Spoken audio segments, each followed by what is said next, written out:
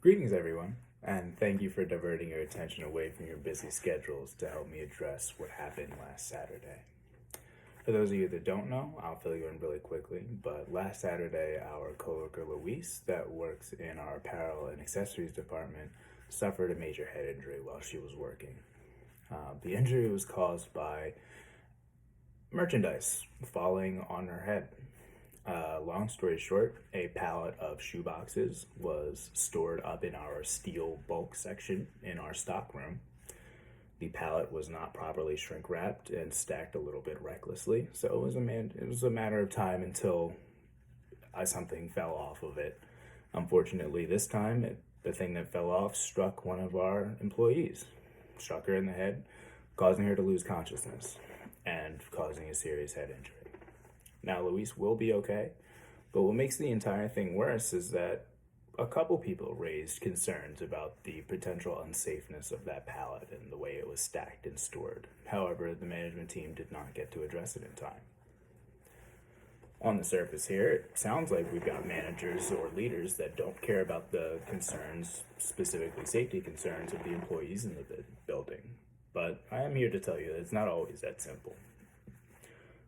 I think deeper, we have a different issue here, is the miscommunication between our team members and team leaders about the unsafe working conditions of the store. Unsafe conditions cause injuries among a slew of other problems, combined with the lack of action on the part of the management team, is a recipe for disaster. There's probably no worse feeling than working for a company whose leadership doesn't seem to care. An increased risk of injury to our valued team. Like, our business doesn't run without people. And it creates a toxic turnover culture where people don't feel valued or respected at work if my concerns about my own safety aren't being heard by my management team.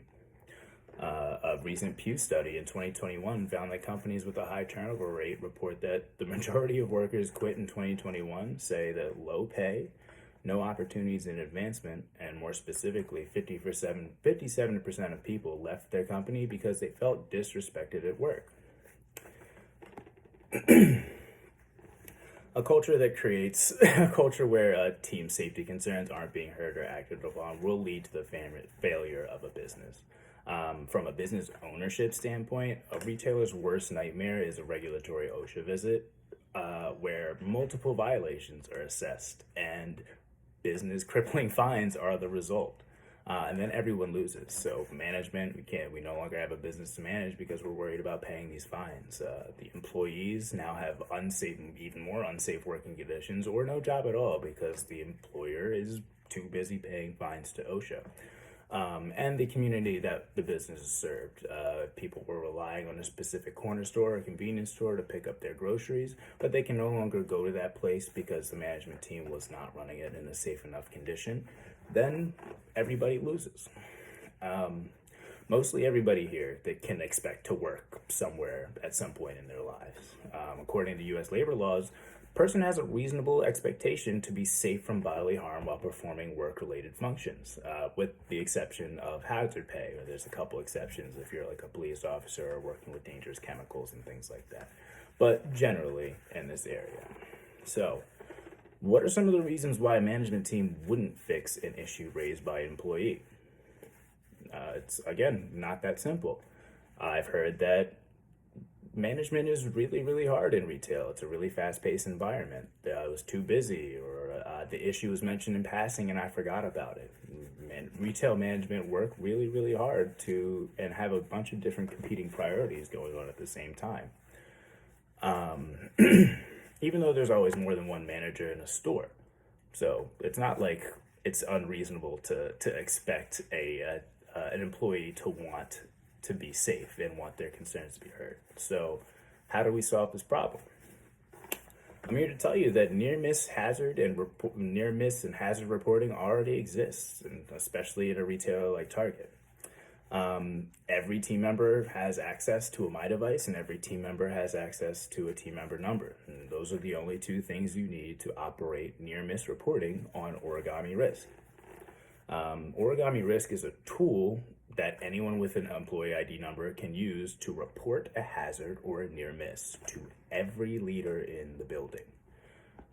What happens is you log in on the device and you click a little plus button that says report near miss, and an email is sent to every manager in the building, no matter if it's the apparel and accessories department, or if it's the property management department, or it's my department, the asset protections department, where we're invested in everyone's safety at work, and I'm invested in hearing about the concerns and safeties at work. What sending an email does to everyone, every leader in the building, is ensure it significantly ups your chances that the hazard or near miss that you need addressed is going to get addressed. What it also does is automatically create a task that needs to be acknowledged within a certain amount of time, or else that task will then escalate to the district leadership team. So if I'm a store manager and I want my boss, my district manager, to know that I run my business in a very safe and practical manner, and my employees are happy, am I more likely to address the issues and concerns that are raised if I think my boss is going to find out about them if I don't address them in a certain time? Pretty good question.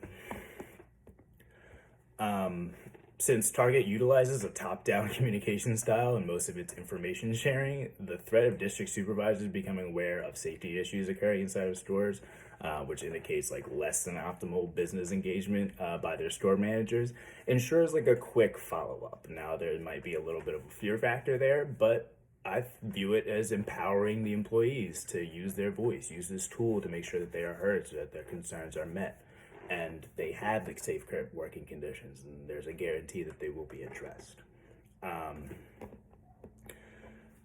Just the only ask that I have at the end of this is that leaders go to your team and share that this tool exists, because in a scenario where somebody submits a near miss about a pallet that's not shrink wrapped in the back room, I can address it because I know every leader has seen it, and it's not just mentioning it in passing.